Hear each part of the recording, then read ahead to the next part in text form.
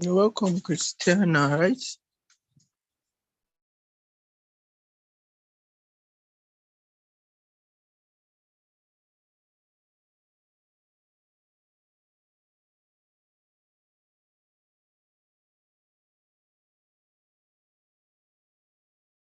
Please, Thank can you you hear very me? much. Yes, I can hear you. Good afternoon. Good afternoon. You're from which MSc? I'm so that's like Okay.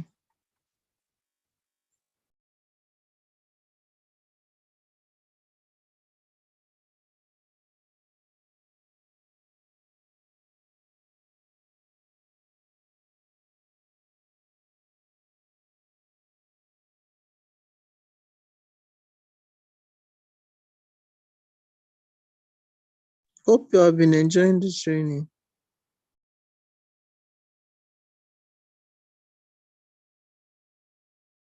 oh yes, I have. Thank you very much. It's been wonderful. Okay, you're welcome.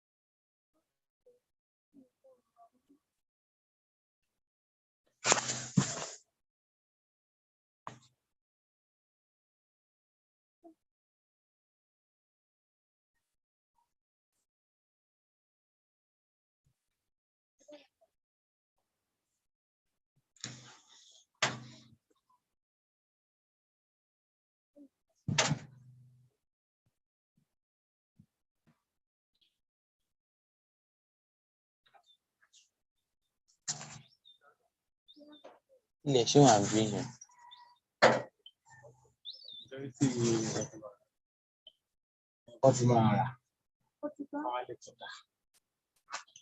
Kọ́tà dẹ̀ ṣe ń gbòòrò kí ẹ ní sẹ́yìn. Tíṣọ gan ló talẹ̀ Ibo ló wà? rírì àtàwọn tíṣọ. Níbi tí rìn mi. Àbí.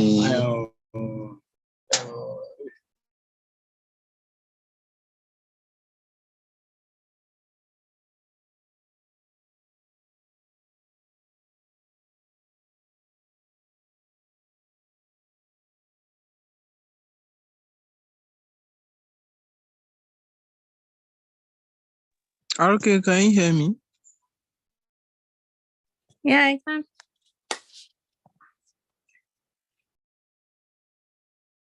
Okay, then I made you the co-host. Ahmed.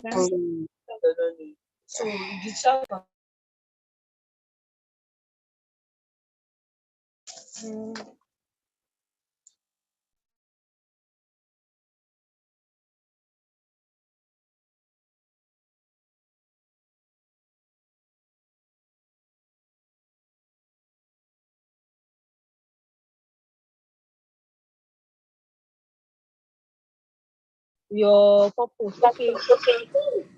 God should share it across the.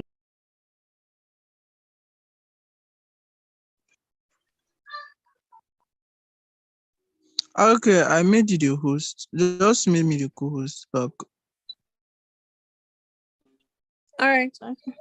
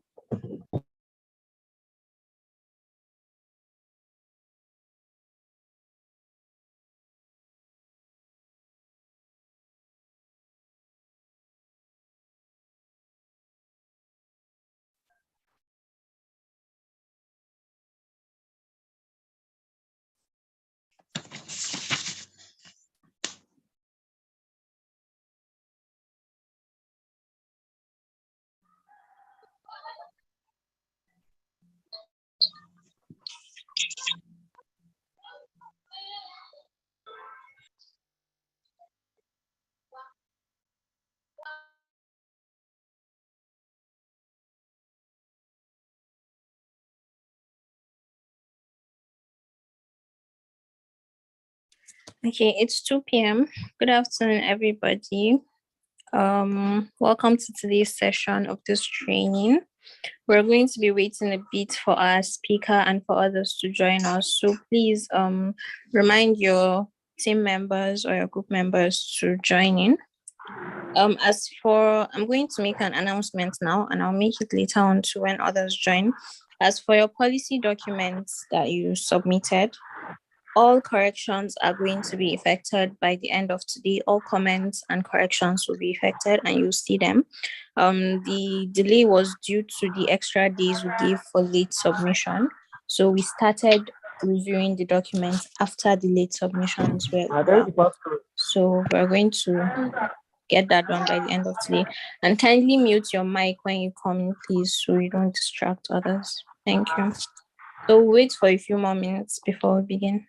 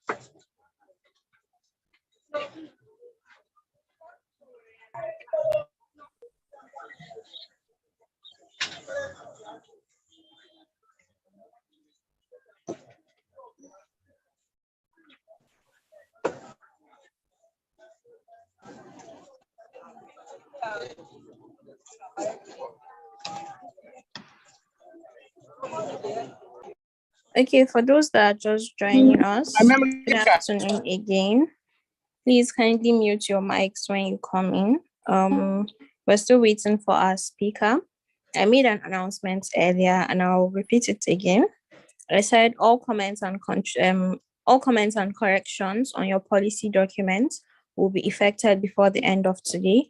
The delay was due to the time for late submissions we gave, but everything is going to be sorted out by the end of today.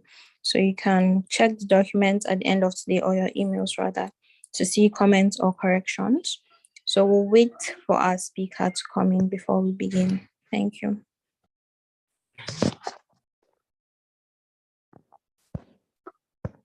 Yala.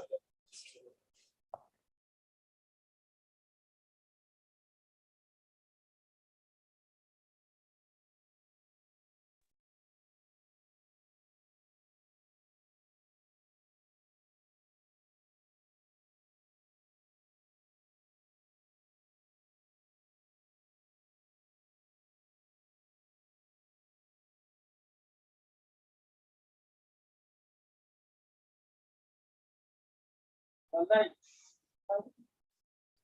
Muka ba sai ce dala wani abu mu ci kana da gaskiya. Wallahi ce wallahi nan mutane sun kai 100 da sun ji harbin bindiga kowa da ya ba haka ta za ta yi ta.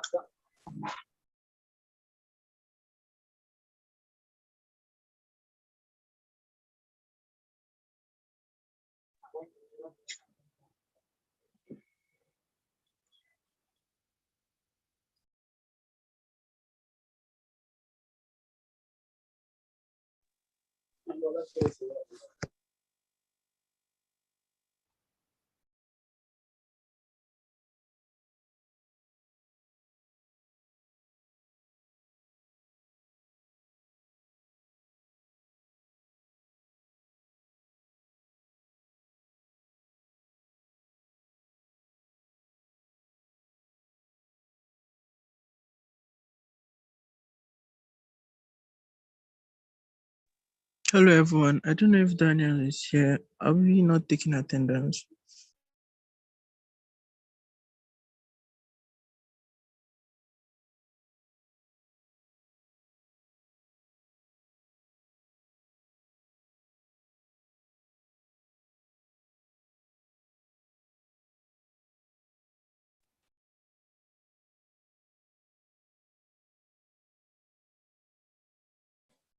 Daniel is not here yet.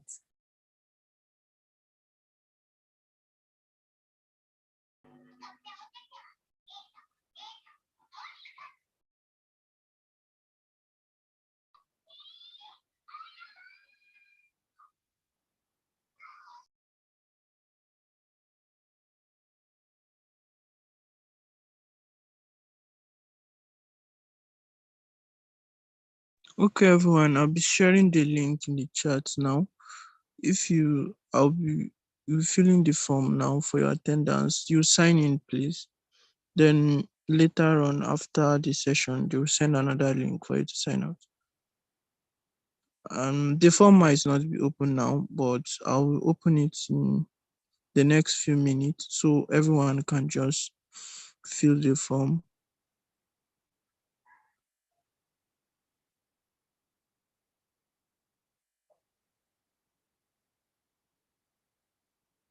I hope you are hearing me. So Yes. yeah, so I've opened the form. You can fill in your attendance in the next 2 minutes.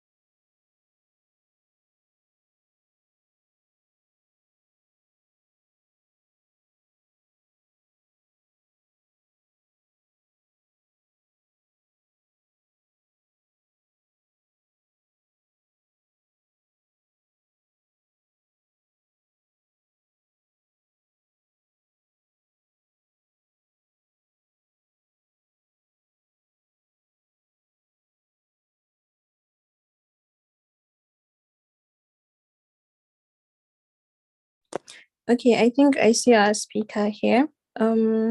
Joshua, please make him a co-host.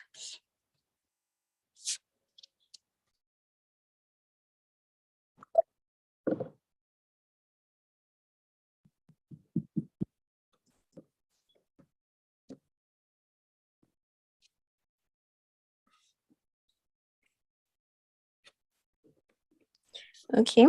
Good afternoon, Dr. Ambuba. Can you hear me? Good afternoon, sister. I can hear you clearly. Can you hear me? Okay. Yes, thank you. Welcome. Okay, good afternoon, everybody. Welcome to today's session of the SCOPI Academy training. My name is Rekia Mohammed, and I will be your moderator for today. Our speaker for today is none other than Dr. Umar Muhammad Nambuba. I'll briefly read out his portfolio before we begin.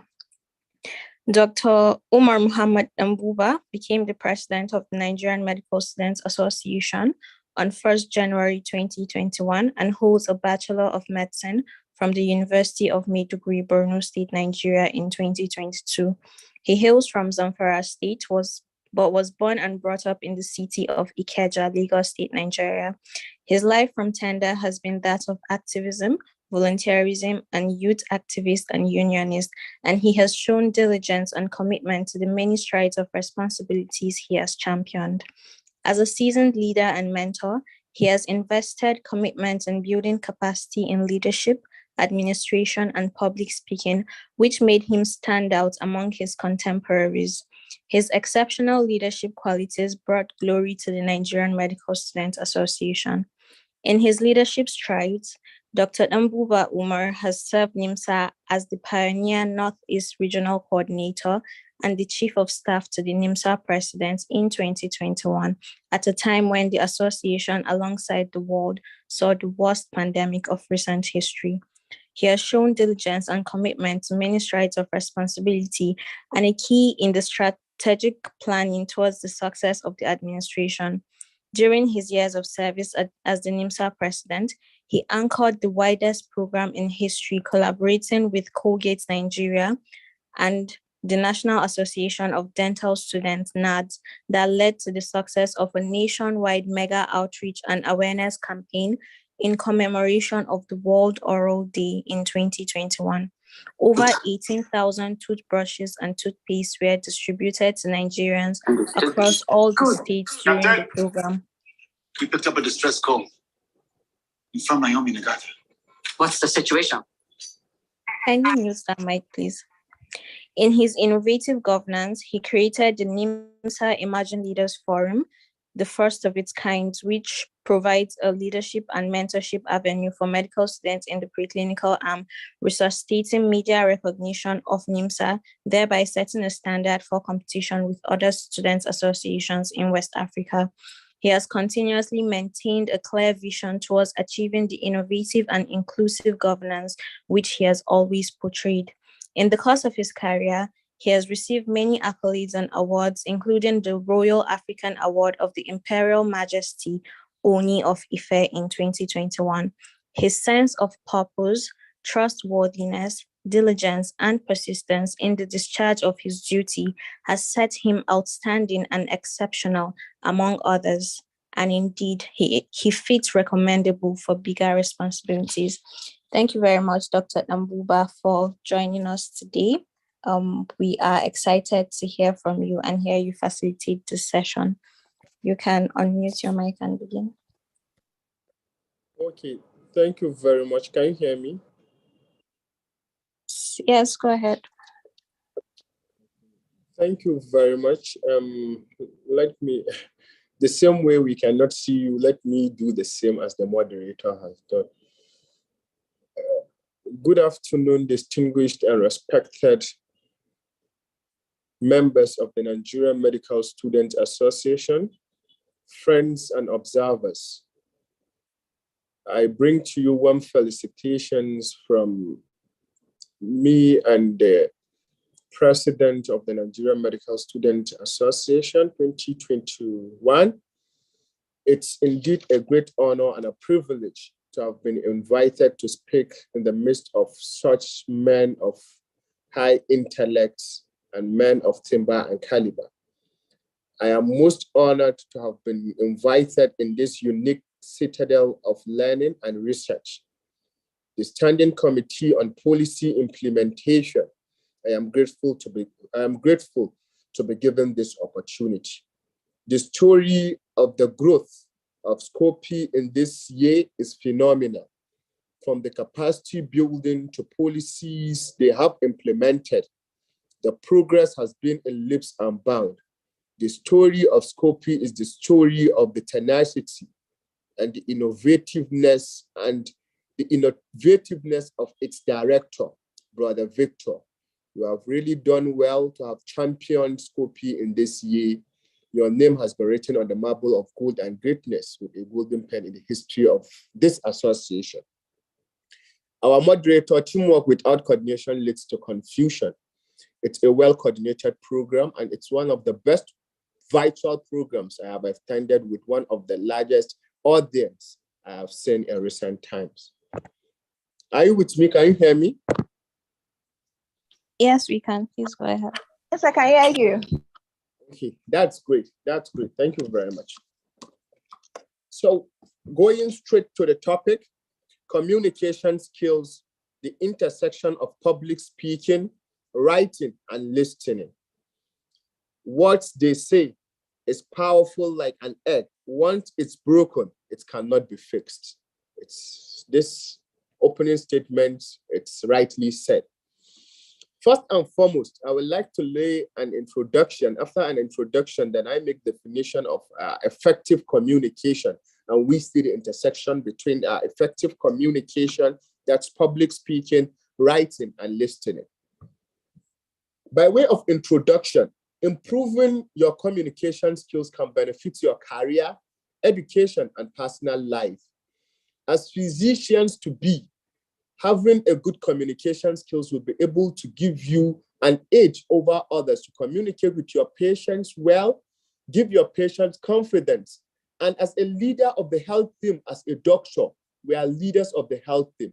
As a leader of the health team, effective communication gives you a good and a powerful leadership skill. It's one of the leadership skills you need to have in order to be a good leader. You have to communicate effectively with everyone so that you will take that leadership position. So I believe all of us will certainly become doctors and will be leaders of the health team. At least we can be CMDs and we can be leaders in our society. But the least I can say is we are leaders of the health team. So you need good communication skills to communicate effectively. Many of us communicate with people every day, whether in person or in countless digital platforms available to us. But how much of our communication actually reached the intended audience or the person we hoped? Effective communication requires us to be clear and complete in what we are trying to express. Being an effective communicator in our professional and personal lives involves learning the skills of exchange of information with clarity, empathy, and understanding. In this presentation, I will define what effective communication looks like, discuss on its benefits, and offers ways to improve your communication skills. Are we together? Yes. Yes, sir. Thank you very much for eloquently and confidently answering. What is effective communication? Effective communication is the process of exchanging ideas, thoughts, opinions, knowledge, and data so that the message is received and understood with clarity and purpose.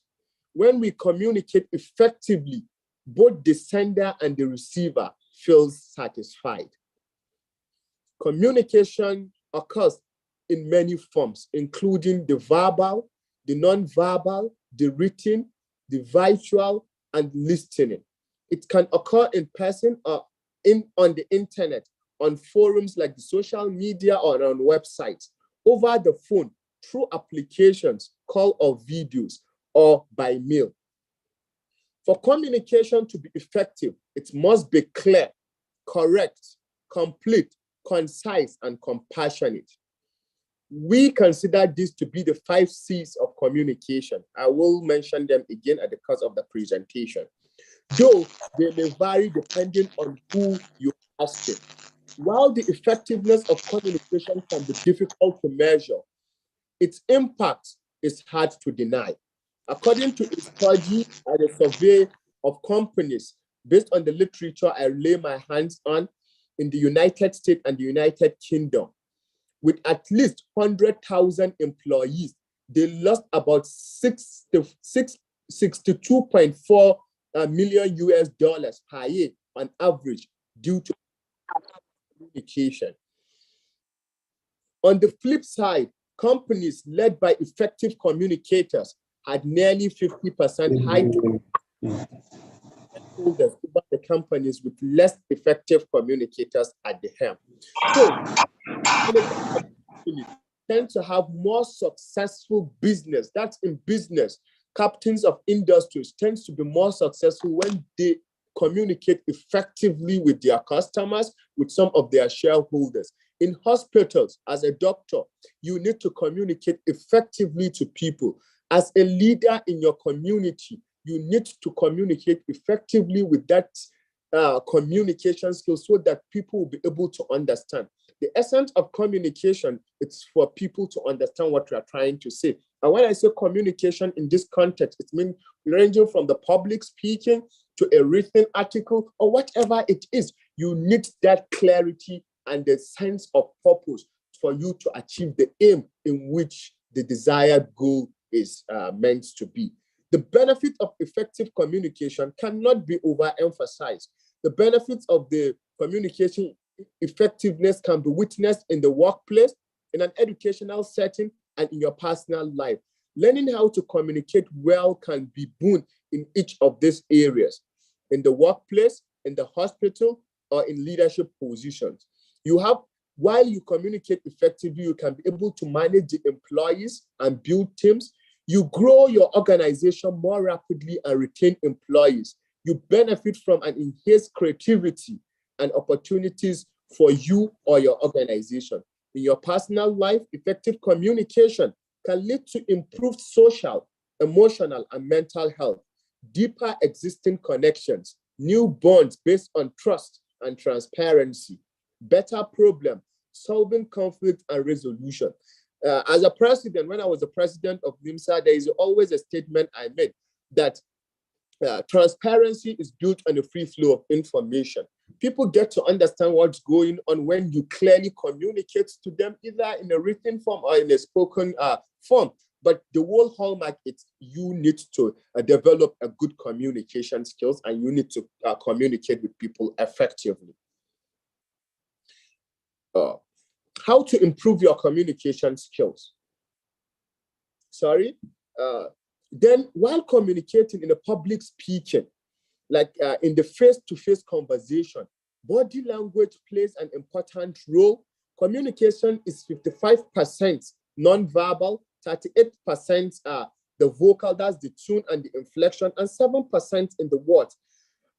According to a researcher, the Albert Mahedran research, who pioneered the studies of body language, up to 93% of communication then does not involve what you are actually saying. Positive language is open, your posture is upright and receptive, your palms are open, your lean in when speaking or listening. Nod. While nodding your head, it encourages people that are speaking.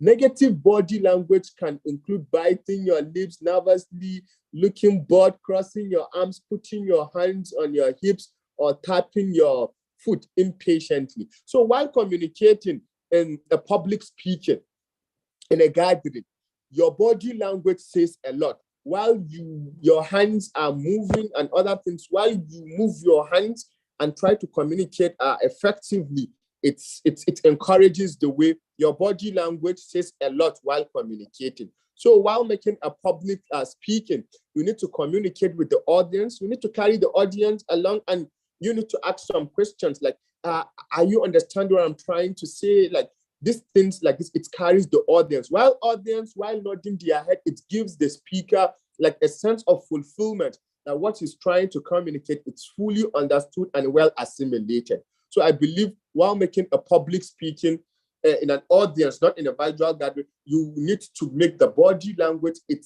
helps in sending the message across. Is that understood? Yes, sir. Yes, sir. Okay. Yes, sir. How to improve your communication skills? Communication, like any other skill, is one you can improve upon practice. Practice makes perfect, as they say.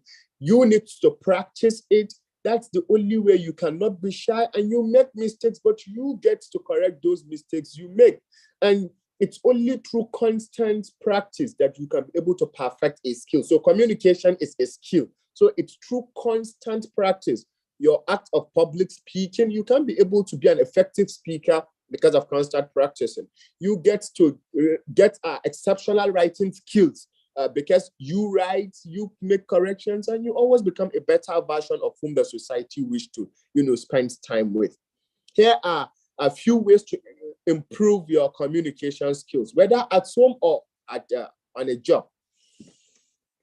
First and foremost, I think it's better to be seeing the video. Okay. First and foremost, who are you communicating with? You need to understand, like, who are you communicating with? Are you communicating to market in a marketplace with people? Are you communicating to students? Are you communicating to professionals? You need to understand who you are communicating with. That's the only way you know the language. There's no point of you, trying to be using words that your audience cannot understand. The whole hallmark of communication is for people to understand what you are trying to say. So that clarity needs to be there. So you need to know the words to use so that people can be able to understand what we are trying to say. There's no point when people are only enjoying the tune of what we are saying, but not assimilating. The whole aim of communication has been defeated. So you need to understand, who am I communicating with? That's when to know the choice of what and how you are able to express yourself more effectively and more eloquently. So you need to speak eloquently, and you need to know the choice of words. So you have to consider your audience. Who are you communicating with? Make sure you are aware of your audience. Those you intend to communicate with may differ from those who actually receive your message. Knowing your audience can be a key to delivering the right message effectively.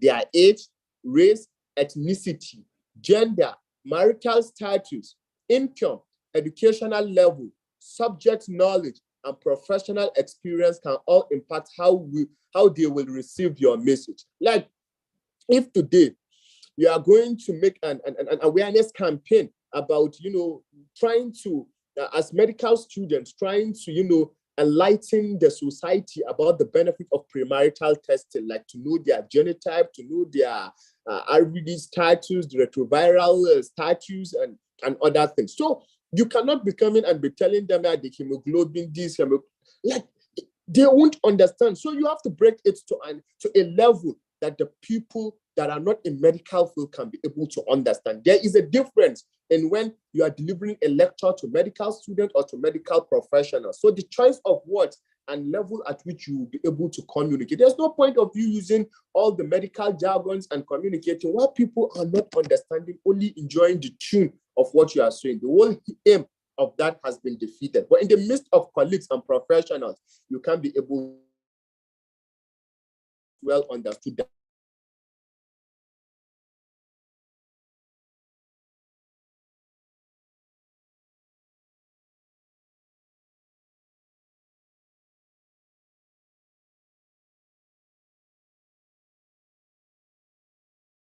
exactly what answer you are going to give.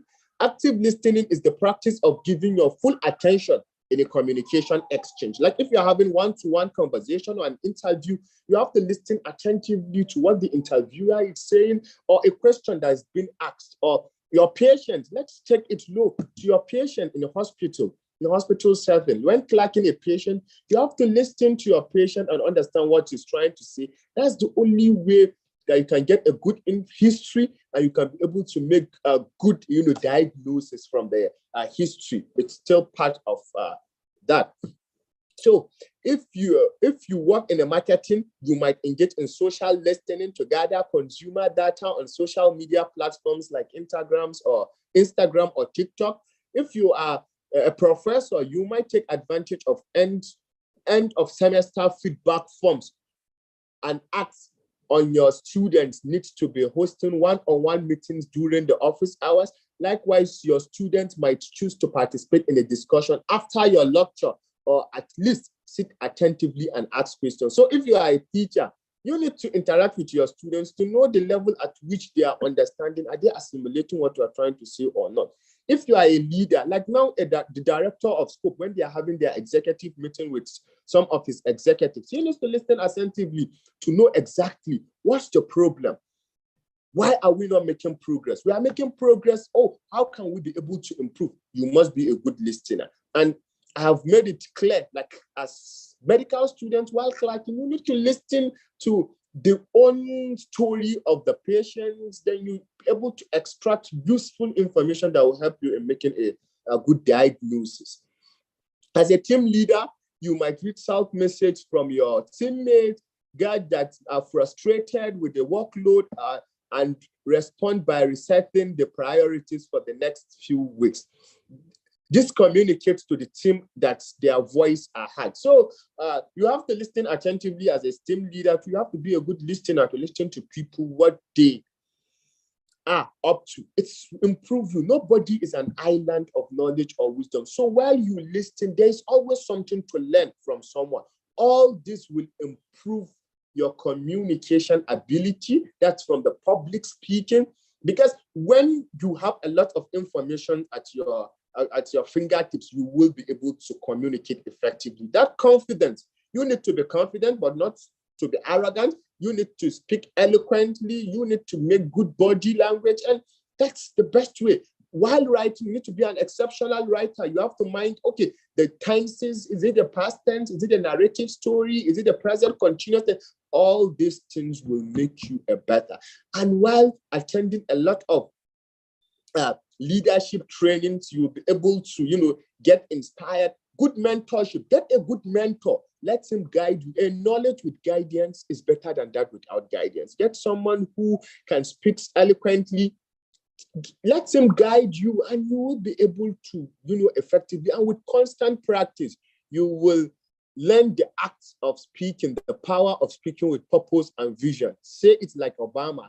The power of speaking with purpose and vision. That's why he was able to, he won the hearts of millions of Americans, and he became one of the first Black person to lead one of the most powerful nations on the surface of the earth. It's The power of speaking with purpose and vision. He was able to convince them, and they were convinced beyond reasonable doubt. And he became one of the most celebrated presidents of America, a Black person for that matter. That communication, skills, it's not the only thing that gave Obama the presidency, but it's one of the reasons why Obama became the president of the U.S. president. Make your message as clear as possible. I've made mention of that, and I say I will repeat it because of the presentation. Once you have successfully identified your audience and listened to their intentions, needs, and desires, you may have something to communicate. To do this effectively, turn to the 5 C's of communication to ensure your message. It's 1, it should be clear, it should be correct, complete, concise, and compassionate. There is no point of making your message too long to the extent whereby your audience will lose focus. That's where conciseness, let it be concise, clear, correct, complete, and compassionate. Prepare to communicate in a way that achieves the most of these characteristics. Use the right medium or platform. Using the right medium or platform to communicate matters. Effective communication requires you to consider whether you need to meet in person or if Zoom will suffice.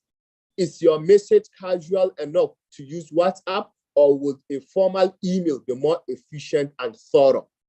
If you are catching up with a friend, do you prefer to talk on a phone or via old-fashioned letters? Whatever you choose should be intuitive and appropriate for you and your current situation. You might assess the priority level and the type of communication needed. In a marketing campaign, is there a virtual component on Instagram, or is it spoken or podcast? Will platform like Facebook enhance that? Is it a product placement in a film or a printed posters? For a university lecture, do students prefer to be online or meet in person? Will there be a discussion afterward, and will it be fruitful to conduct a pub, a camp, or a field outdoors? By considering your audience, practicing active listening, clarifying your communication, and choosing the right medium or environment, you are well on your way of exercising communication effectiveness. So, in a nutshell, what this is all about is you need to get a good medium of communication. Are you advertising a product? You are sending a message. Maybe you need social media influencers to communicate. What differentiates Guru from popcorn? It's packaging. So that packaging is a way of sending a message that this is the best. While even if you want to get a new girlfriend and you have seen someone that you think it should be a potential girlfriend, the way you communicate, should it be you meet her in an outdoor, in a park or somewhere, or should you call her, or whatever it is, you need to get a good medium for the message to be sent across. So good communication matters. It's about the medium of communication. It's one of the best ways to get your message done. When you are communicating to kids, in kindergarten, when you are communicating to kids, of good hygiene and other things, it's through playing methods you get to communicate with them. While you are communicating to adults or market women about maybe STIs and other things, you get to understand how you're going to communicate with them. And when you are communicating with a committee of professionals, you get a medium to communicate with them. In a nutshell, whatever you intend to be alive, to be a good physician, you need good communication skills. When I say communication skills, it enhances the public speaking and the writing. In communicating, you communicate to patients, you extract information. While you have extracted this information, you need to put them down. It's through putting and documenting them, then you are sending a good message. Whoever comes and read the clerking you have done, it gives confidence and you'll be able to drive at a conclusion, the diagnosis. When you are sending a referral, to cite an example, yesterday we had a patient that we are meant to refer to a teaching hospital in SCOPI. So while writing the referral, he had a laceration on his head, on the skull, and we think the brain tissue, like there may be a hematoma or whatever it is. We don't know exactly. So he needs to do CT for further intervention. So I'm writing a referral to a neurosurgeon in a teaching hospital. So like the suture that were used to suture the laceration was a wrong one. But unfortunately, it was not done in our center. So while communicating, I was trying to communicate with the next center we are referring that this decision was not taken by us. Like, okay, the above named patient was brought to our facility with a sutured laceration on his skull. The patient has consistent headache, despite being on mannitol and other things. Like, okay, we are thinking of maybe rise intracranial pressure, but we have done some intervention. So this patient may likely benefit from a neurosurgeon intervention because of the need for clarity of that referral counts. That's in the health sector. Coming down to advert in a business organization, people tend to have a successful business if they're trying to communicate with their, customers effectively and in a more friendly way. And the way you get to advertise your product sends a lot of message on that product. Secondly, thirdly, in leadership as a whole, you have to communicate effectively, sell your ideas to people. That's the only way people can have confidence in you and they will be able to repose that confidence in you, ranging from class elections, NSA elections, and to NiMSA elections as a whole. You have a very good manifesto. You have to translate that manifesto to convince people so that they reason with you and they believe you are the best person for that job. All these things rise from the public speaking to your manifesto written down, the clarity of what you are trying to communicate with them. Many people tend to fail in life because of they cannot communicate effectively. They have very good ideas, very good intentions, but unfortunately, the way to put these intentions, either to speak to people, to convince people, they cannot do it. So all this thing lies on coming down for you to learn the act of it. Like when you listen to the Vice President of Nigeria, Professor Yemi Osibanjo, he communicates effectively. There was something I listened to during the World Youth Day or whereabouts, something. Like the way he convinced the youth to tell them, like the youth are at the forefront of every consequential struggle, every day battling their limbs and whatever it is. So youth are one of the most progressive people of Nigeria. They are the pride of this country, but it is natural and inevitable for them to feel frustrated because of the inability of the institution governments to meet their challenges. Like they are all aware of this, but let them understand they are in one of the most developed era of technology. They can be able to invest their resources not only on government issues, but they should invest on other private. He was able to communicate with them, and immediately that speech was done, like it was echoing. Everyone was frustrated with the atmosphere of lack of employment, insecurity, and many more things. But when he spoke, he was able to reduce the degree of tension among it, and all this is from effective communication. So I thank you most sincerely for the opportunity, and I hope you will be an effective speakers and have good communication skills, the public speaking, listening to people, being mentored by others, and consistent practice. While written, when it comes to trying to write things down, it lies on being ardent readers. When you read a lot, you read novels, you listen to influential speakers, Obama, Professor Yemi Osibanjo, Kofi Annan, and many more effective speakers. You will listen and you will be able to improve. Reading newspapers will help to improve your writing skills. You need to be an exception. You need to have exceptional writing skills. These things goes pari passu, they move hand in hand. And on a final note, I would like to narrate a story to you. That's one of the importance of communication skills. Apart from the communication skills, people should be able to understand what you write today or People in this era of social media, everyone will be on the social media writing whatever he wants to. Okay, sorry, I'm trying to see from the box if there's any complaint. Okay, there's someone saying he can't hear me. Can you hear me? Yes, we can hear you. It's probably their network. Yes, sir, we can hear you.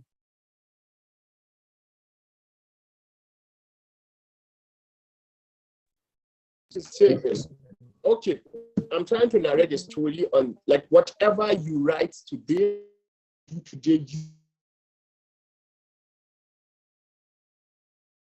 that people will be on the social media right.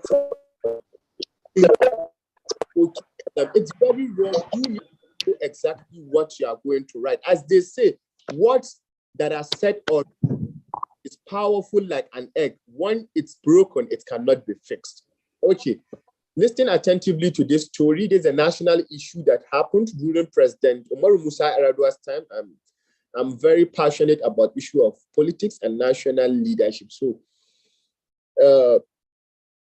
one of the most difficult decisions that was taken by Umaru Musa Yar'Adua is appointing the Nigerian ambassador to the United States. Ordinarily, that should be a simple matter, but it was not.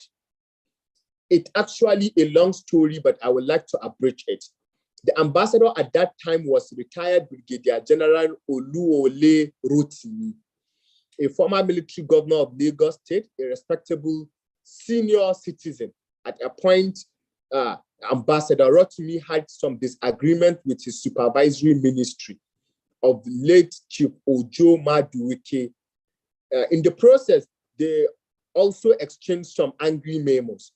In one of the memos, Rotimi described his minister as a tribalist before he added, "I have dealt with people like you in the past. I was the one," he dealt with people like them in the past, like the general said, that thoroughly he have defeated the Biafran army. The late Madueke attached the memo, underlined that word that he have dealt with people like them during the Biafra. He underlined that and described that as an offending paragraph and sent it to the late President Yar'Adua with a covering note that Rotimi lacked the temperament for the office. That line, probably written in anger, marked the end of his ambassador, marked the end of him being an ambassador of Nigeria to United States. But the story did not end there. So that's to tell you, things you write down, even when you are angry, you should be able to have the choice of what. Like, because he said he has dealt with people during the Biafra, and because he has, he was referring to Madueke, like he was trying to tell Madueke that he has dealt with people more aggressive than during the Biafra. Then he was removed as an ambassador because he lacked the temperament of holding that sensitive office. What I'm trying to say, the choice of words are very important. More into the story, after the next nominee had been withdrawn on account of problem involving his that.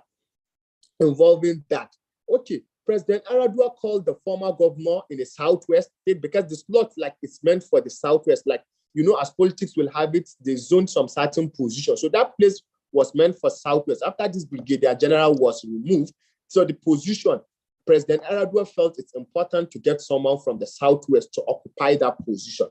So they called a governor from the Southwest, and President Yar'Adua requested for a respectable nominee that has no any bad antecedents. The former governor came to Villa and he personally brought the CV of his nominee, who turned out to be a respected former naval officer, who had also been a military governor in the 60s. You'll wonder why all this are happening. It's because, like, then during the Yar'Adua time, they have zoned that position to the Southwest. With that nominee, President Yar'Adua felt the problem has been resolved until a copy of the Nigerian Tribune edition of the 1994 was brought. In the paper, there was an interview in which the new nominee, apparently due to his frustrations about political situations in the country, The annulment of the June 12th elections of Abiola, that's June 12th election in 1993, made some he made some comments out of frustrations, like maybe the Yoruba land have not been favored or whatever it is, about people from a section of the country. The moment the newspaper interview was brought to the attention of President Erdogan, that nomination was also withdrawn. The message here is simple. There are consequences for everything you say in public arena. And in the age that we are in today, there is no bigger arena today than social media. So we should be mindful of things we write on the social media. We should write things that are clear and things that we can be able to account for. On this note, I thank you most sincerely and looking forward to answer your questions. Long live the Standing Committee on Policy Implementation for this timely lecture. And thank you for the opportunity. And we all work hard to become more and more effective speakers with exceptional writing skills so that we'll be able to win a lot of battles. Thank you very much, Sister Rukaya, for this eloquent and wonderful introduction. If to say of recent time, I've not been introduced so well as you have done. Thank you very much. And it's an opportunity and a pleasure to be in the midst of the future leaders, people who will change the narrative of the healthcare sector and the country at large, as Nigeria is currently facing, Nigeria is at a crossroad, insecurity, economic downfall, and many more things. So I hope Nigeria will be great because we have no any other country like this nation, and I hope we will be the beacon of hope for generations yet on board. Long live SCOPI, long live Nigerian Medical Student Association, long live medical profession, and long live the Federal Republic of Nigeria. Thank you and God bless you all.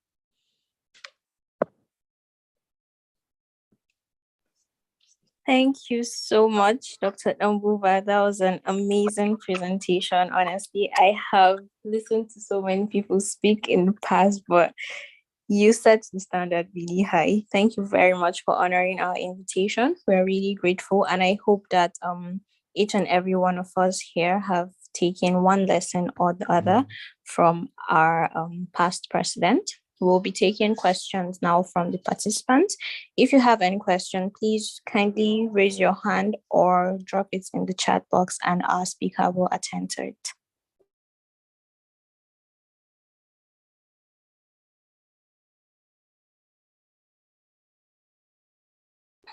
Okay, there's someone, Kelvin, you can unmute your mic and ask your question.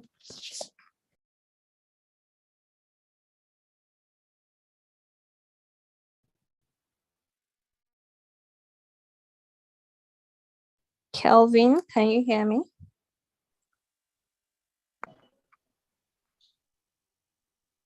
Okay. Sorry, this is the time to speak. Just before the questions begin, I would like to especially thank my leader. Can you hear me? Yes, we can.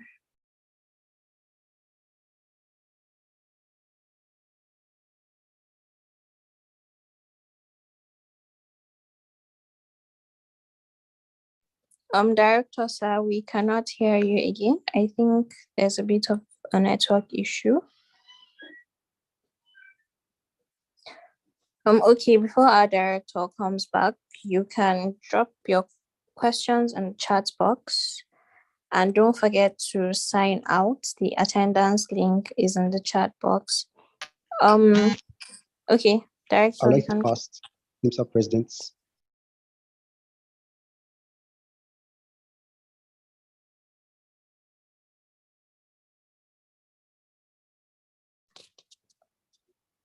Okay, I think he's having network issues. Kelvin Favor, please unmute your mic and ask your question before he comes back.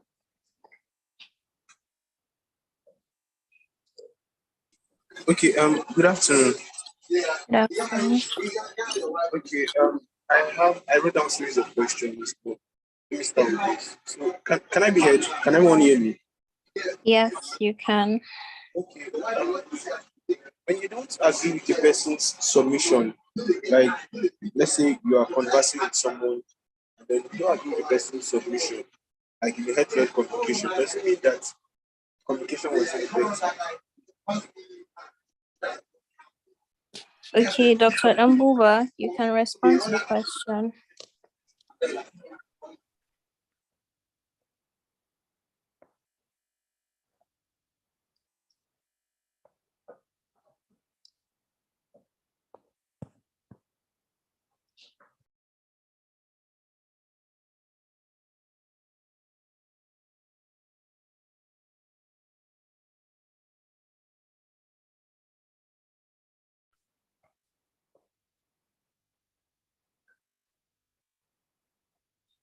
Okay, I don't think our speaker is still with us.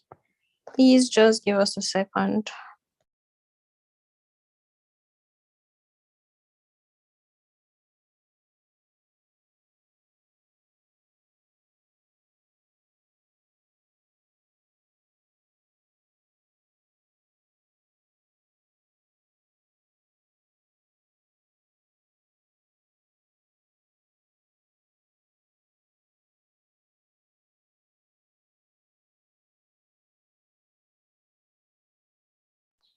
Okay, while we're waiting for our speaker to return, I will make an announcement. I already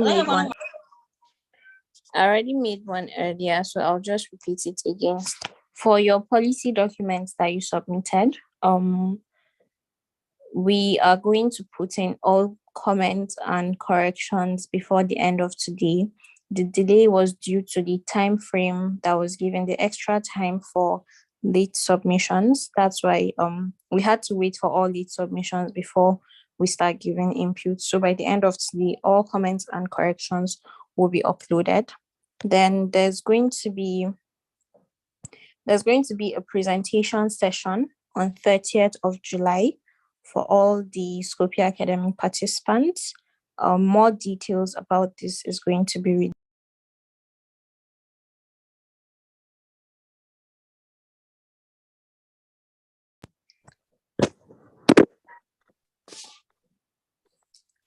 Okay, welcome back, sir. Someone was asking a question. Kelvin, you can please unmute your mic and ask your question again.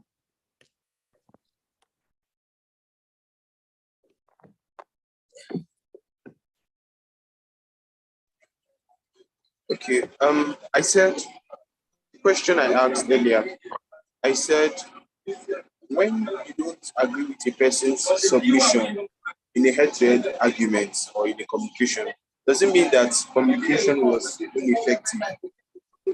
Sorry? I said in a head-to-head argument or a head-to-head communication, when a person gives a submission and you don't agree with it, reason being that you have a different perspective, does it mean that communication was ineffective? Thank you very much for your question.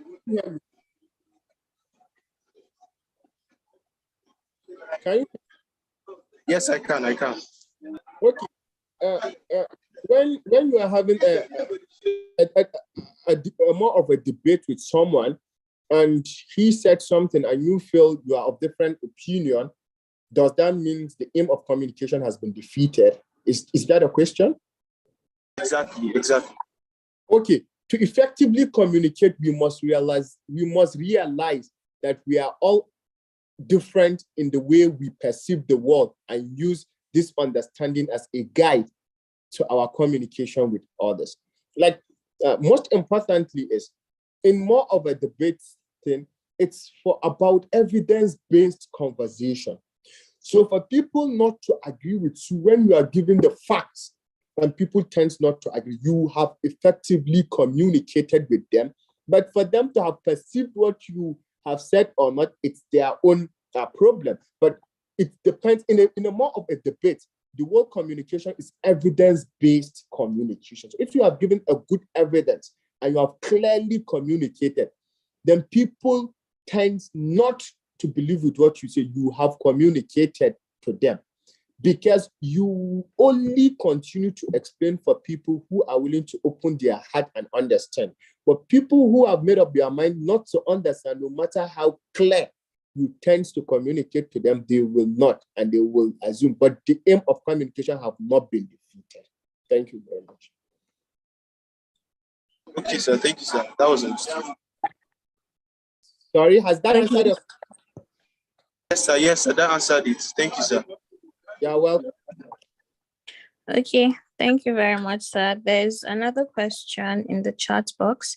Okay, the question says, when you have a superior argument and the person you're communicating with isn't accepting your argument, how do you respectively withdraw from the argument? Wow, that's great. Okay, if person, it's almost the same question that was asked. The truth is, if you have given your evidence-based conversation, in an evidence-based conversation, all normal thinking human beings should be able to understand when an evidence is given and a more evidence is given than what he believes. Like, it's only a fool that will stick to what he understands about something when a better reasons are given. Like, it's only a fool that will stick to his previous opinion when presented with more reasons and more opinions. So if you have tried to convince someone and you have given him reasons beyond reasonable doubt, evidence-based, and he's not trying to understand, then he is not willing to open his heart and see the light of it. So you have explained to him, he just move away, like you end the conversation. There's no point of further communication, but it depends on the way you are able to communicate effectively your reasons. In most attempts, if you effectively communicate your reasons, people should be able to understand, because that's the whole hallmark of politics. There are a lot of people you will meet that does not agree with your agenda or things you bring to the table. So you need to convince them. It's just like that. So you need to convince them beyond reasonable doubt that this is the reason why we should be. But after all, sometimes you may try to, convince someone, give reasons, but people are not willing to. So at that point in time, you have communicated effectively, but people are not willing to understand what you are trying to say. Yeah, thank you very much. So I don't know if I've answered. Thank you very much. Whoever asked that question, I hope that answered your question. There is one other question here. Can verbal bullying be tackled with effective communication? If yes, how best can that be done without sounding offensive? Okay, please read the question. Sorry, come again. Okay, it says, can verbal bullying be tackled with effective communication? If yes, how best can that be done without sounding offensive? Okay.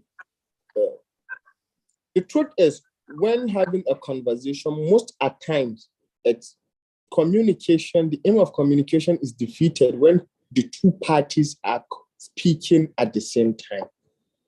So sometimes you need to listen, no matter what are your reasons, you need to listen to someone and let one person speak at a time. When he is done with you, try to ask, are you done? These are your reasons. Okay, thank you. You're listening to me. So when he listens to you, then you speak. Most at times, people get to understand you. But when the two parties are speaking at the same time, that's mostly what happens in an argument or something of that nature. Most people try to, exchange words, and as such, none of them will communicate to each other. So one person speaks at a time, you listen to him and you get your own. If you have more reasons and he's willing to understand, the best way to avoid that is one person should speak at a time. When the other is done, then you begin to speak. I think it can be able to solve that issue, and not to raise your voice. It's not about how you raise your voice to communicate. You just speak, effectively to people, very audible and very eloquent, not, shouting at people. It's what gives effective communication. No, the only way to convince people, it's about reasons and how eloquently you speak to them, not shouting back at them. Yeah. Okay, thank you very much. I hope that answers your question. Aisha Ambata, you can ask your question.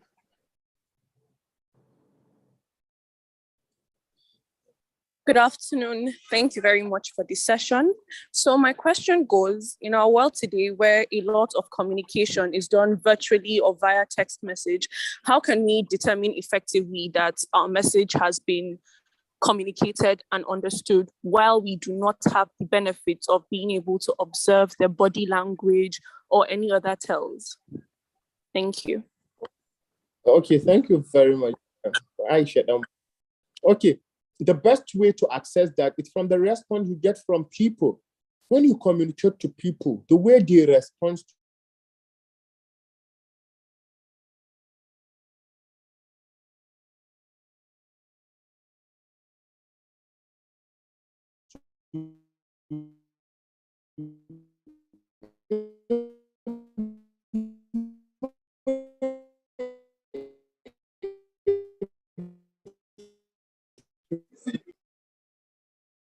is through a text. Hello? Hello, I think we can hear you now. Okay.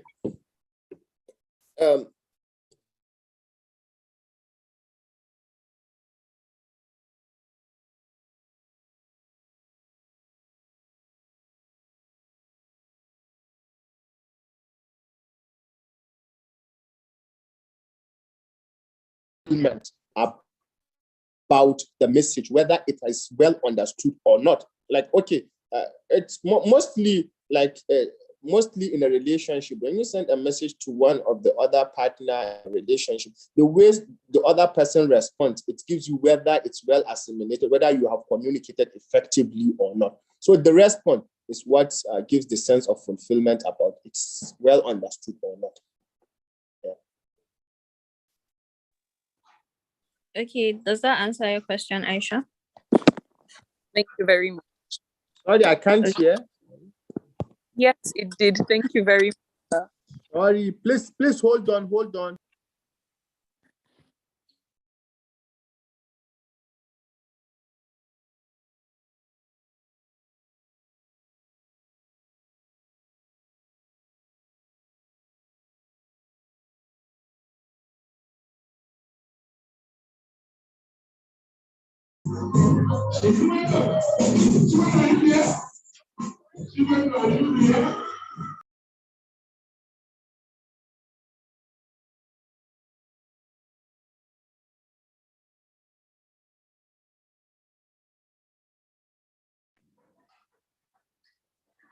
Okay, welcome back, sir.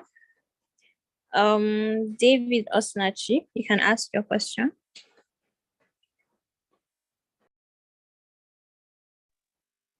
Are you hearing me? Yes, we can hear you. Okay. So please, I want to ask the question: how can someone who wants to speak to the public, what are the skills required or strategies required to speak effectively to the public? How can you effectively be a public speaker that will attract the audience to hear what you are saying or understand or see the evidence or the reason you are giving?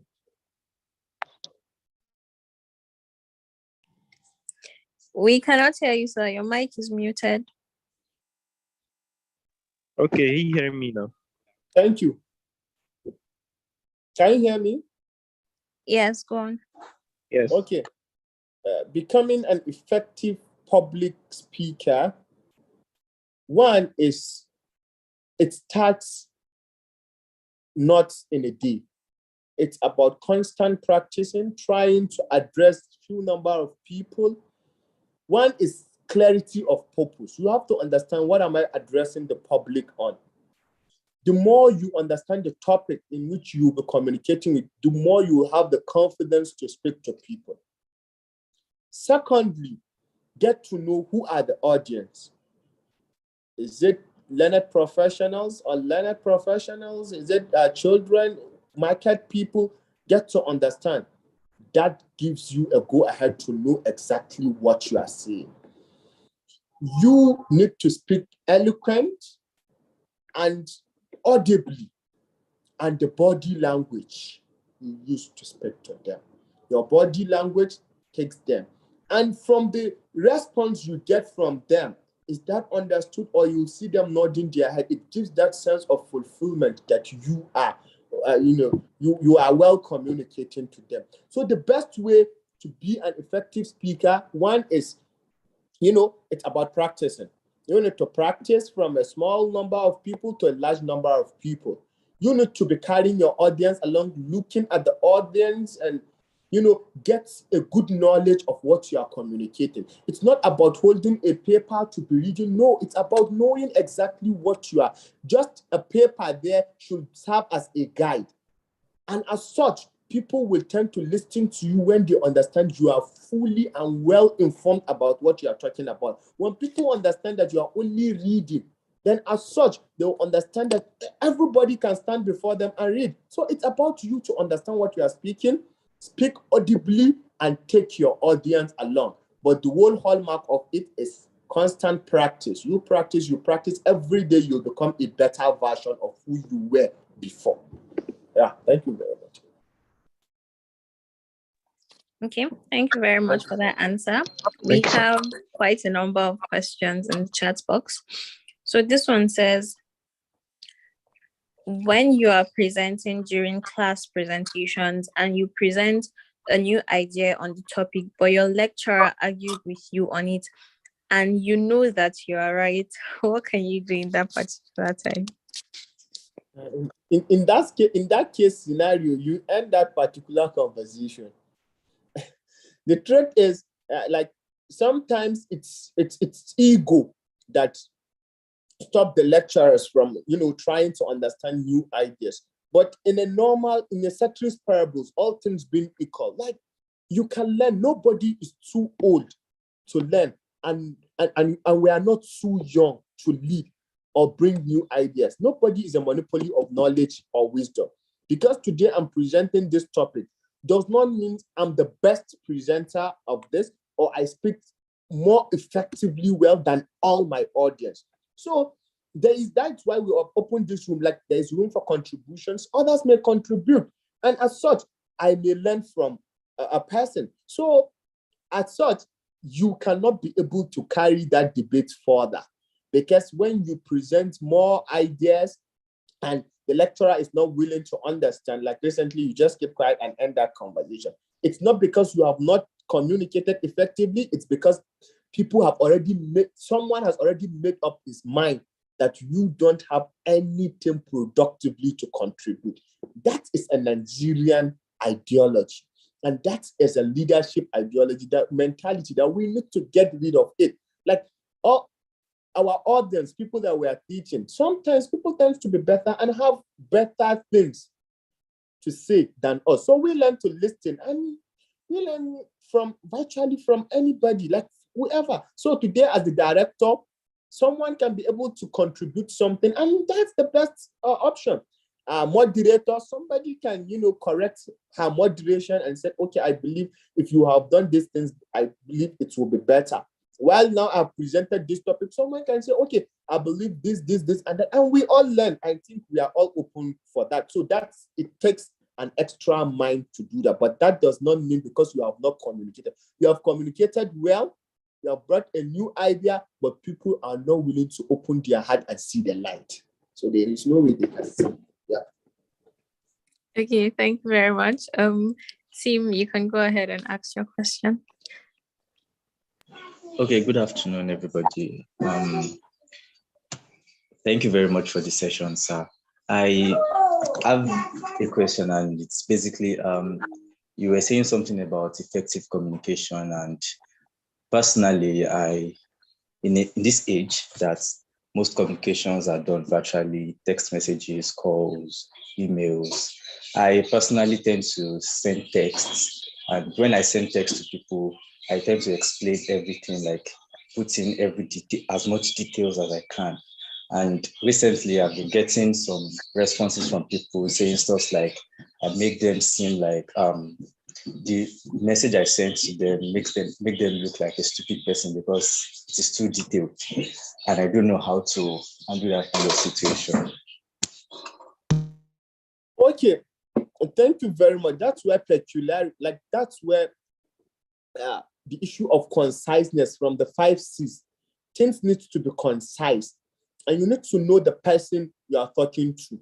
Like, for instance, today, if I'm communicating to a medical personnel, there's no point of explaining what's the meaning of hemoglobin. But when I'm speaking to non-medical professionals, when you said, okay, you are trying to explain the sickle cell anemia, you are talking about hemoglobin, you need to explain to him what hemoglobin you have meant. So while whoever you are exchanging conversation through text message, you have to understand who is the person. Understanding that will make you to be more concise. Like, okay, if I mention this to this person, I don't need to explain it to him because he knows what that meant. So explaining what someone knew, it's a tautology. So that's how it needs to be concise. There are other things like you have to individualize and understand, okay, this is the person I'm sending the message to. Let's know, okay, then there is no need to be explaining this, and that. But this person needs explanation on this thing. So you need to individualize while sending the message. I believe that will solve the issue and to make your message more concise and more straightforward. Yeah. Thank you very much, sir. Thank you very much. This question says, when listening, is second guessing what the person is trying to say to you dissent, or does it defect from active listening? Come again, sorry. When listening, is second guessing what the person is trying to say to you dissent, or does it defect from active listening? It doesn't. Sometimes it even gives an encouragement to show you have been listening attentively on it. It depends, but it shouldn't be done more very frequent. But once in a blue moon, when you do that, it gives someone a sense of, like, it depends on what context it is.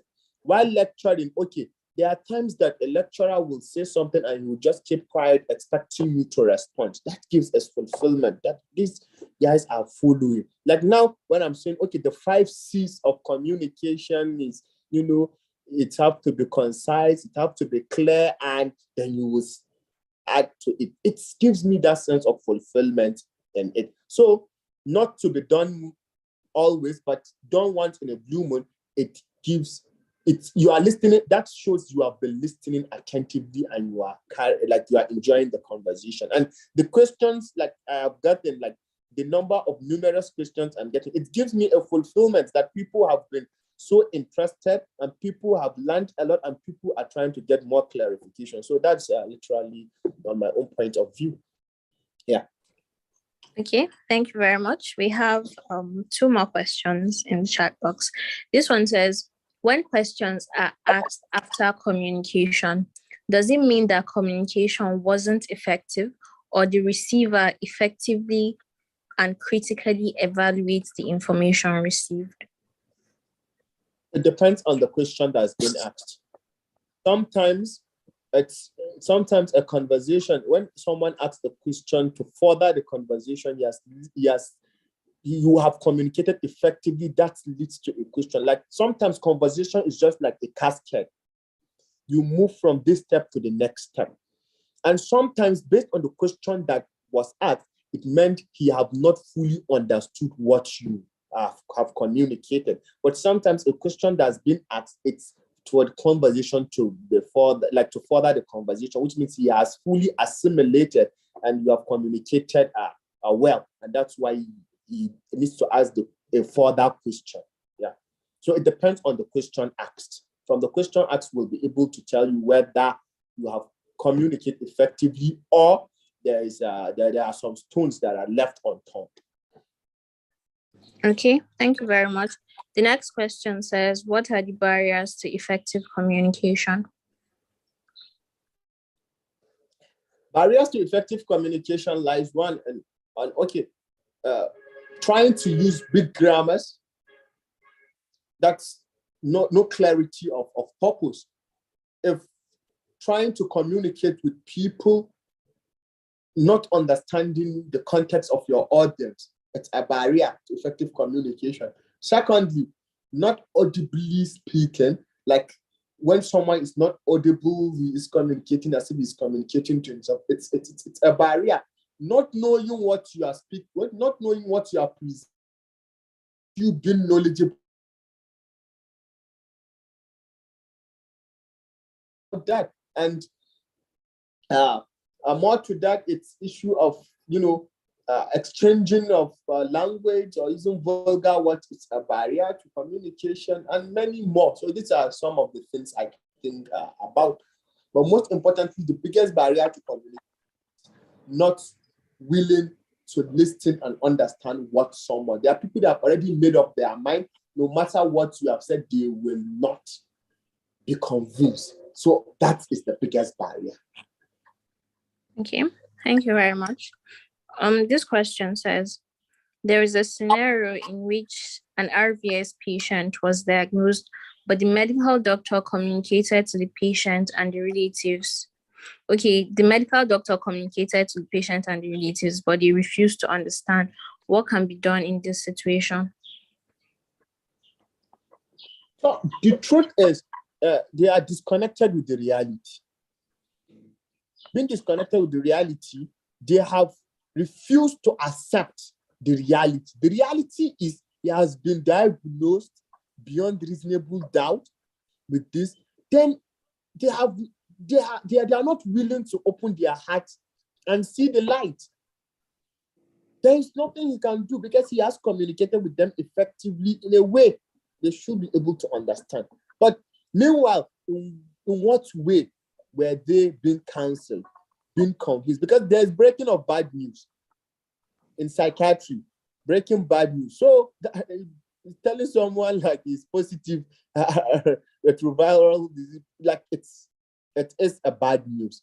How does he break the news to them? That is a question. If it has effectively been broken, like the news, he has broken the news to them in an effective way and they refuse to understand, they are disconnected with the reality. And as such, he just tried to make them to understand, but there is nothing that can be done beyond all what has been done within what is humanly possible has been done. But meanwhile, most doctors do not treat their patients as clients.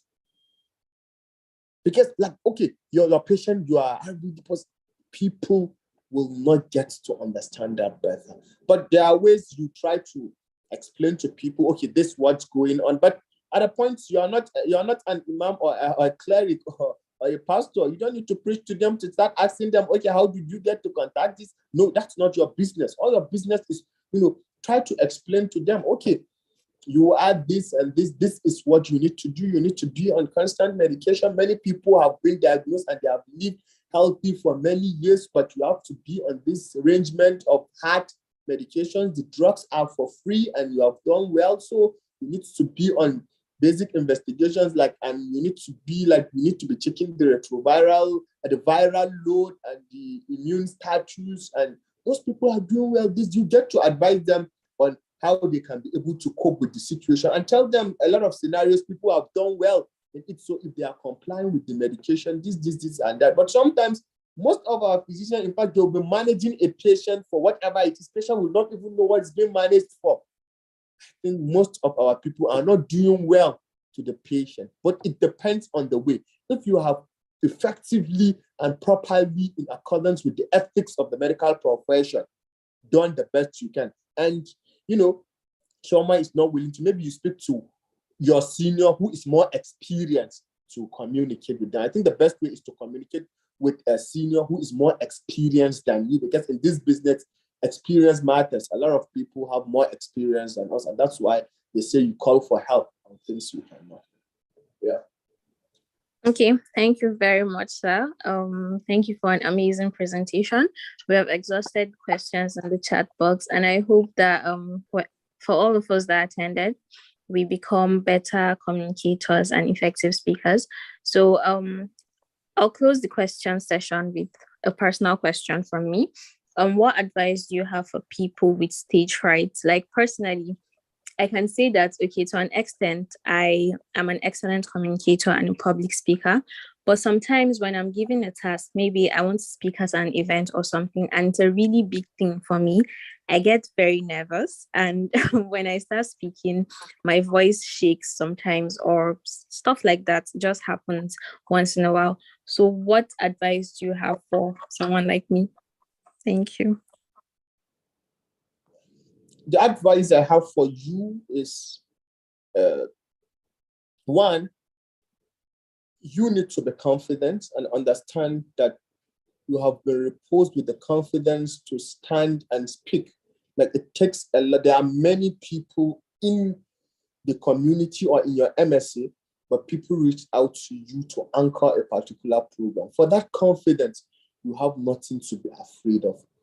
Secondly, sometimes you get frightened because of the people that are there. Maybe they are more experienced people like you, and any mistake being made will be easily detected. You need to get away from that and tell yourself you are a human. You are bound to make mistakes. And the worst that can happen is to make mistakes and you are being corrected and you move. And constant practice. Over time, the more you practice to speak to audience, the more you get more confidence and the more you will boldly stand with every courage and you'll be able to send a message to the people. So one, understand that there is a confidence reposed in you. For that's enough should give you the go ahead to stand firmly and speak.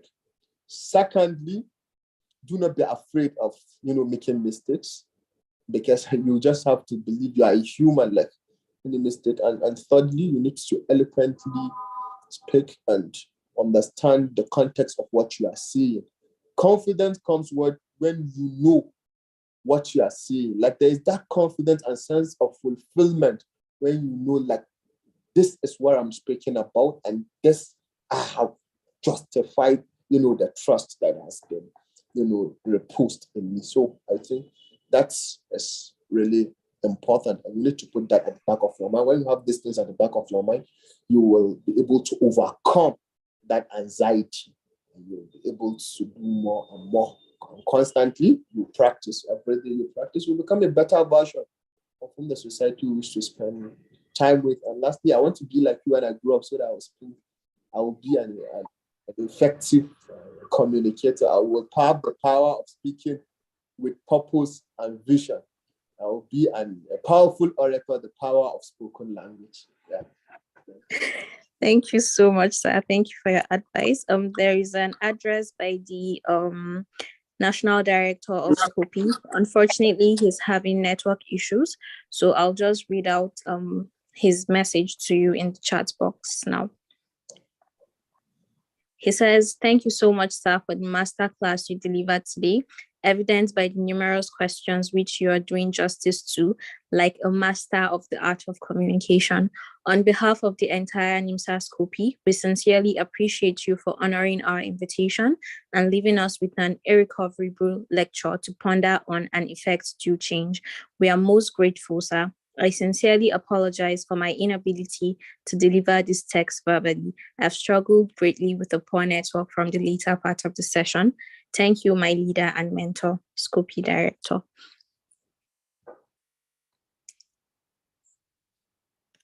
So thank you very much, sir. We have come to the end of the session for today. We thank you so much. We are grateful. And this brings us to the end of the session. Thank you very much. Thank you very much. I really appreciate it. Yeah, thank you for inviting me. Thank you for. Have you closed the session? Yes, it has been officially closed. I saw one of my mentors who mentored me to be an effective communicator is in here. I wish you would have been given 2 minutes to say one or two things. Okay, of course we can. Dr. You can just invite Dr. Umar Murmoni. He is my senior colleague. Like someone. So you have the ground. You have the floor. Hello. Yeah, that's you. Yeah, am I on? Yes, you are, sir. Okay, good afternoon, distinguished ladies and gentlemen. Good afternoon. Sorry, I was just going through my WhatsApp. I was just checking updates. and I accidentally, let's say by serendipity, saw the post of Dambuba that you'll be hosting a program like this will be happening. So I decided to check. I didn't even know that the program will still be on. So I just said, let me go in.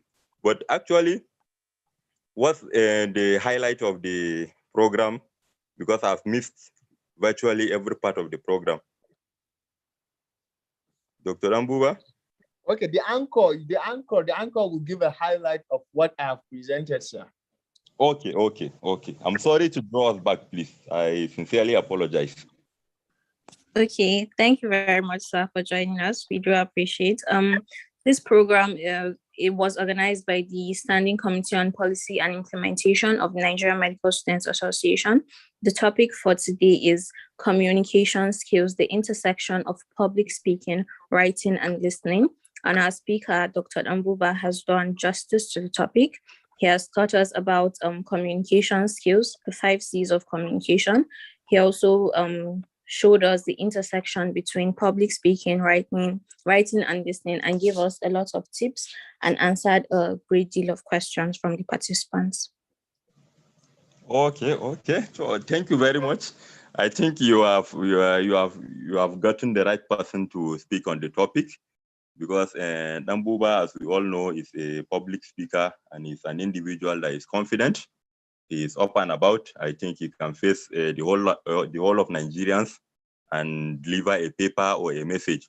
So when it comes to effective communication and deliverance of information, I think Dambuba is a sensation to the younger ones, to all of us. We are all the younger ones, we are all the youths, and I also admire Dambuba so much, even though during our medical school days, we used to interact. Most of the times when we have things that have to do with public speaking, we will spend the whole night discussing on how to parade the podium and also how to entertain your listeners. Because most important thing when it comes to communication, which I know Dambuba must have highlighted, is passage of information, how you keep your listeners engrossed. You don't get them bored. You have to identify the people you are going to communicate with so that you know the type of language you use in communication. Because when you are communicating and then your listeners, they are not getting the information, it means there is no communication. Because communication can only be established when the person that is giving the information and the listeners, they are all at par.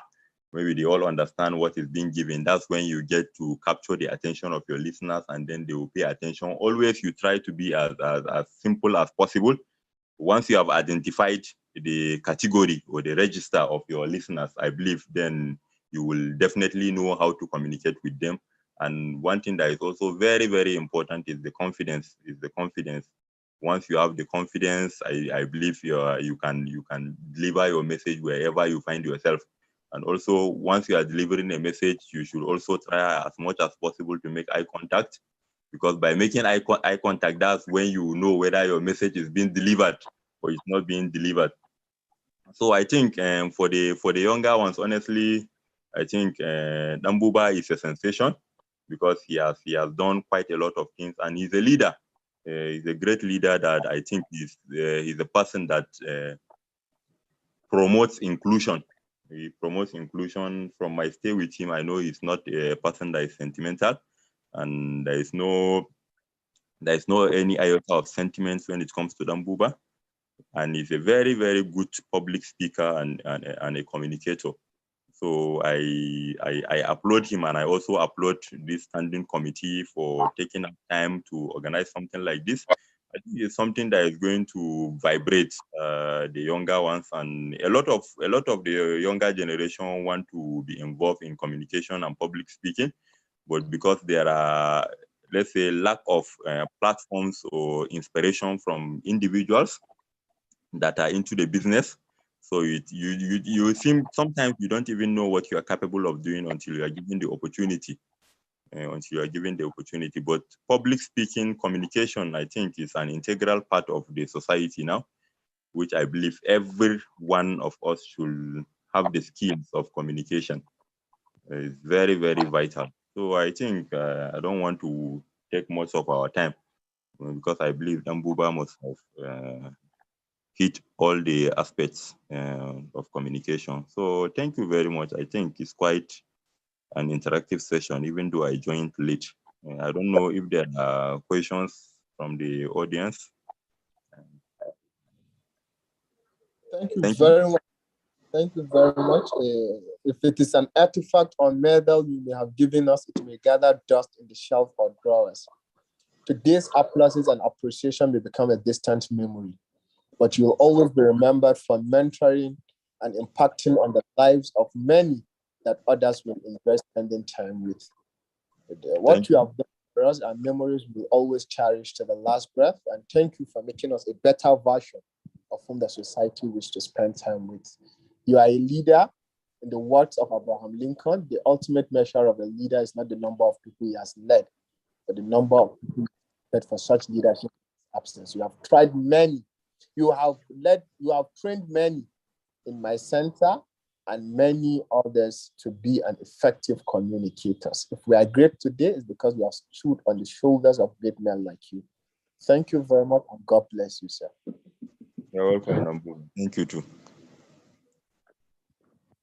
Sister Rekia, thank you very much. Back to you. Thank you very much. Thank you very much, sir. Thank you, Doctor, for giving us words of advice on public speaking too. I mean, from the way you spoke, it's very evident that we the younger generation, we have a lot of work to do. We have a lot to learn, and hopefully in the future we become the next piece of public speaking. Thank you very much, Dr. Dambuba. Thank you for taking our time to be with us. This brings us to the end of the session officially. Someone is asking if there's any way they can connect with you, Dr. Dambuba.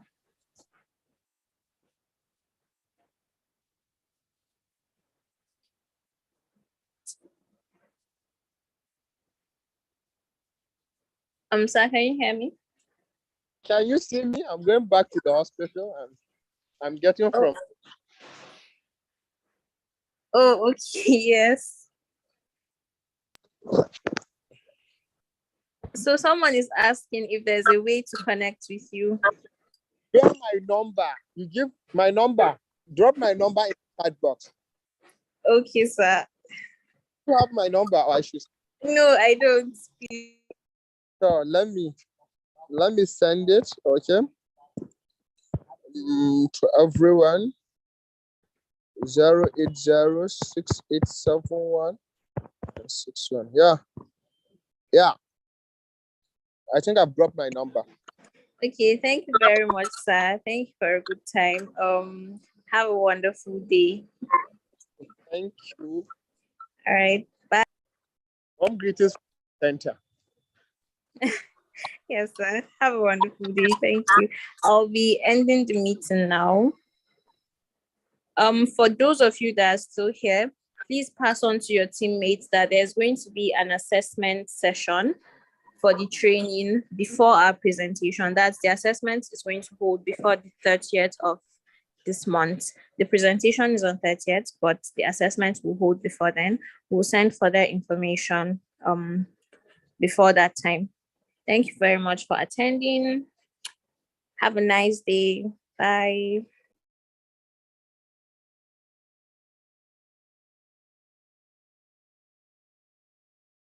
And I noticed that there are also people that attended that are not part of the SCOPI Academy. That's all right. Thank you for attending.